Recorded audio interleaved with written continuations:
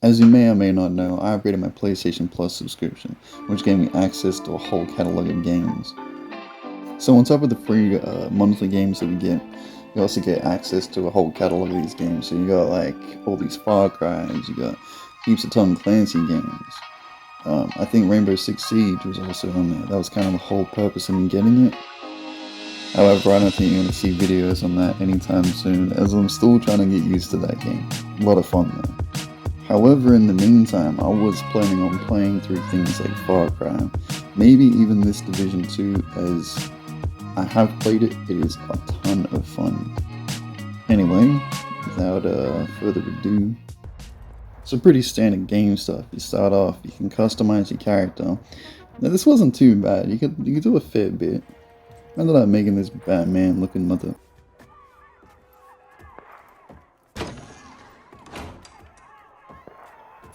Anyway, so the game starts off pretty standard stuff. Your place is under attack here. Over here.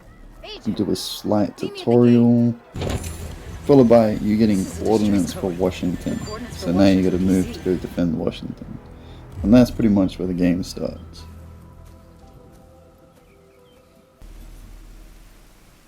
Once you arrive in Washington, you are greeted with your first mission of helping defend the White House. Incoming alert on the SHD emergency channel. Flash priority. The base of operations is under attack. Hostile forces have breached our southern perimeter. We are in need of immediate assistance. Repeat, need immediate assistance from any nearby agents. So straight away, the graphics look really good. It's raining, which means there's probably weather cycles and stuff. It's pretty cool looking. The only thing I wasn't that much of a fan of was this sort of crosshair thing you aim with, but the game is incredibly open world, so I imagine the devs thought less time working on the ADS type of stuff with it, more focusing on the actual playability of the game, and making it work to have a huge environment that barely needs to load. With that being said, however, there is still loading. Like, you can fast travel, so that will take some time to load. The game itself will take a small amount of time to load in, but once it's loaded, you are pretty much free to just walk the entire map, which is pretty damn cool. Even some buildings and stuff, you can just straight open the doors and explore the interior. There's like underground sewers, there's tons of missions, there's random encounters. It's pretty good. Part of it kind of reminds me of Watch Dogs 2 a bit. Mostly when you're just walking around, you got the similar crosshairs, and then like you see your device is sort of like registering and identifying things nearby. For instance, like friendly patrols, unfriendly patrols, what they're doing, where they're going. It's kind of cool. Anyway, as you see in the background, as soon as you start off, you're straight into like a little war zone. So like straight away you're getting into it. If you look up in the top right, you can see there's like a level progress. Now, I don't fully understand what that does, except for the fact that it gives you access to different zones, gives you access to different missions. Even there's some weapons and stuff that you will find along the way that you'll need to be a certain level for. On top of that, there's also like augments and stuff that you can obtain along the way, such as this little rolling grenade thing that you can sort of send out. I think it's called a Seeker Mine. It's pretty damn cool. It gets you out of a lot of tough situations. I also got this thing called like the Firefly, and it kind of flies out, plants a catalyst on one enemy, and then plants the bomb on the other one, and when they sort of come in contact, it explodes both of them. It's pretty sick.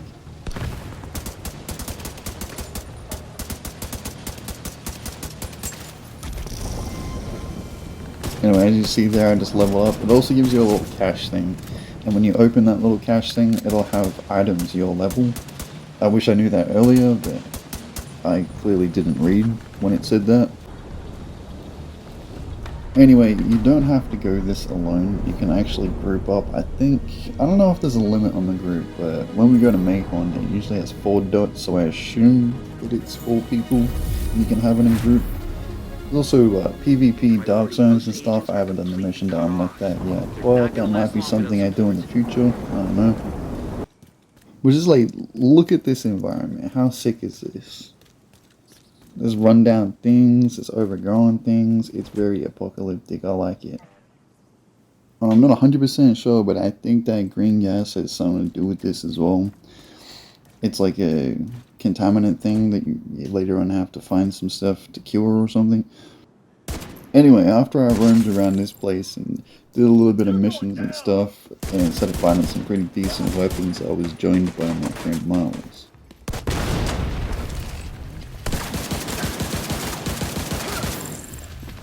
Now, I will admit, this game is a lot more fun when you play with another person, but it's not really a requirement. You don't have to play solo. However, I mean, like, if you do, there is still tons of stuff to do. It just seems like there's a bit more fun to be had if you have teammates. Oh, I also forgot to mention, there's a whole, like, apparel part of this where you can, like, find clothes. You can also, like, get caches to get better clothes. And all around, it's not exactly like Borderlands, but there is a sort of loot drop thing like Borderlands. It's the only thing I can really compare it to at this point. Anyway, I've been having, like, tons of fun playing this. I've actually played a lot further beyond this. Now Miles is at, like, level 30.